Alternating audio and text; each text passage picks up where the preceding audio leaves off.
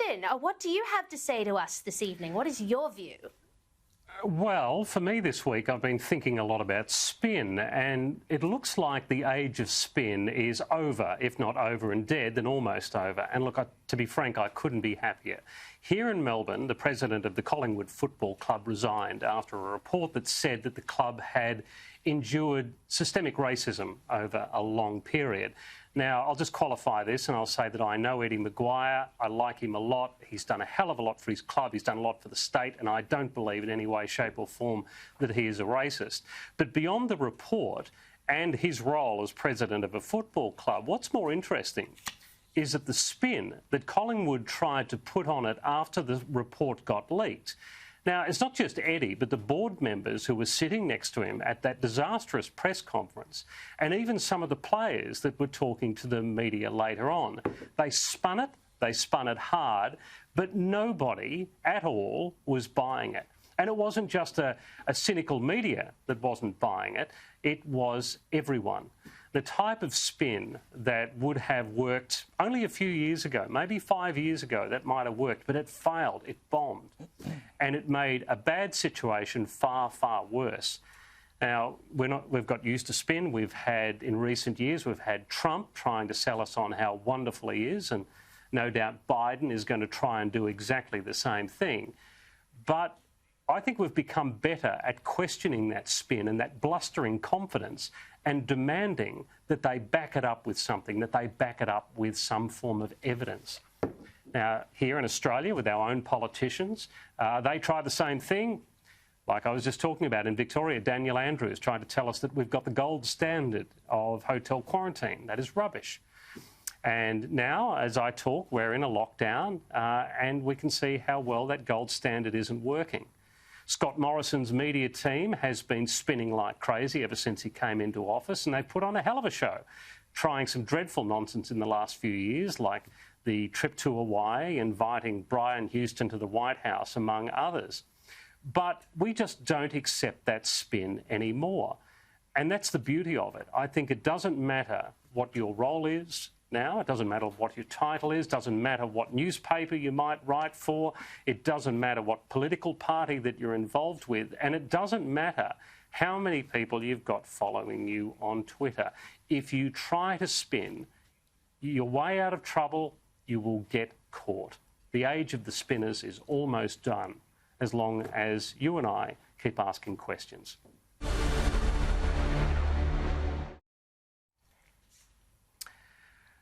All right, well, we've had our view. Now it's over to you, the audience. Let us know your view by using the hashtag #InMyView and also on Twitter, or you can email your say at skynews.com.au. Caleb, are you any good at spinning? I'll take a guess and say you might be somewhere in the middle. Well, look, I'm a journalist, so I would like to think that what I put down on the page when I'm writing a news story is not spin. In fact, I should be cutting through the spin. And that's what our jobs are. Even as commentators, that's what our jobs are, to look through what other people say and try and translate them to people in a way that they can understand. And I would like to think that you are right, but I'm not sure that we've entirely seen through spin yet. I mean, if you look at Western Australia, for instance, there is a state election coming up very shortly, next month, I believe, and there is no doubt that Mark McGowan will be returned with a large majority. Now, Western Australia's handling of the coronavirus pandemic has been completely out of lockstep with the rest of the country. They've locked out people from other states at the drop of a hat. They've had some of the strictest restrictions in the country, and told people that's all on the basis of the health advice. But of course, the health advice that they're getting in Western Australia is completely different to the health advice that people are receiving here in New South Wales, where I am sitting now. So this spin has been going on with a lot of alacrity over the last year or so. Yeah, but I guess the pandemic and yeah, but here's the thing. Here's the thing, Caleb. Are people buying it though? Are they buying it, though? Are people buying it? Do you really think he's getting away with it? I mean, I'm not going to pretend to be a master of Western Australian politics here, but is he getting away with it, or are people picking him up? No, I think he will. I think McGowan will get away with it. And I think to a large degree that Daniel Andrews will get away with it as well. I know there were a lot of people who went into the first lockdown you had, which was more than 100 days long, fully supporting it, and came out the other side not supporting it. Or at least not supporting how long it went for. But I think even Daniel Andrews will get away with it at the end of the day, because people will go, oh, you know, we had to do the right thing for the state, we had to lock down, rah, rah, rah, and people will forget the fact that the only reason Victoria had to lock down was because of the failings of the Daniel Andrews government, which I still think he has not owned up to. I reckon he'll get away with it. Daisy, what do you think about the age of spin? Is it nearly over and done with, as I'm predicting? Or hoping for? Perhaps it's mindless optimism. What do you think? Well, look, I hope you are correct, and certainly we're living in an age where, just as a normal person, it should be really easy to cut through spin because we have so much information available to us with the internet. I mean, you can look at every single issue from every point of view, look up every point of data, and come to your own conclusion. But that takes a lot of time and effort and planning. And a lot of people, unless it's your job, like it's our job to do that, just simply don't have the time. So they'll only get what's sort of presented right in front of them by politicians or media organisations, and often they will unfortunately take it at face value. And look, I'm going to sort of echo what Caleb said a bit here, just in terms of the way Australians have really been susceptible to spin over the last year with COVID alarmism, because politicians like Mark McGowan, Daniel Andrews, and certainly Anastasia Palaszczuk up here in Queensland, they've used the ultimate form of spin, which is fear. And of course, fear is the best way to control a population really and get their support. I mean, we'll take Anastasia Palaszczuk, for instance. I mean, she had an election to win last year. She shut the border, which was a huge step to take to restrict people's freedom of movement, and certainly it caused a huge amount of economic and personal distress for people. But she justified it with rhetoric like, I'm saving lives and I'm keeping you safe, and we have to do this or we'll end up like the UK where they have 4,000 cases a day, etc., etc., etc. And she also played on the natural parochialism of Queenslanders by using rhetoric like, oh, we will not hesitate to slam the border shut to New South Wales. And the thing is, people did buy it. She was very, very popular. She still is. The border closures were popular for all those reasons.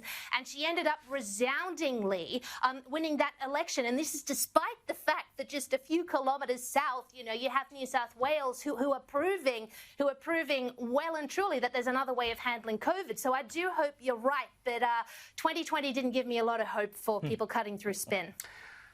All right, Daisy. Tanveer, you've already agreed with me twice tonight, mate, and I thank you very much for that. I was just wondering if you would come in for a third and agree with me on the age of spin. What do you think? Look, I'd love to agree with you, B. I'm not so sure. Like, I think what you allude to, look, I think there's no question we have greater transparency. Australians are renowned for being very good, having strong BS detectors, and there's no shortage of BS in our world. So we're always looking for it. And I guess coronavirus sort of raised questions. There's all this view that trust in institutions was declining, but I mean, the pandemic's shown that we do actually trust a lot of our institutions. But I think I certainly agree with Daisy in that alarmism is certainly the new spin, and it's been highly successful for those in leadership positions, be it in Queensland, be it in Victoria, and they are getting away with it, Justin. You know, the polls, the numbers are good, and in fact, what I would say, you take Palaszczuk, for example, and to some extent Dan Andrews, through the pandemic, the science has become the new spin. So often people really, for politics reasons or just their own personal reasons, they will keep referencing, oh, no, it was the science, yeah, we got public health advice. And often the facts were highly questionable in terms of their decision-making, particularly in Queensland was some of the most ridiculous ones when they'd closed the border.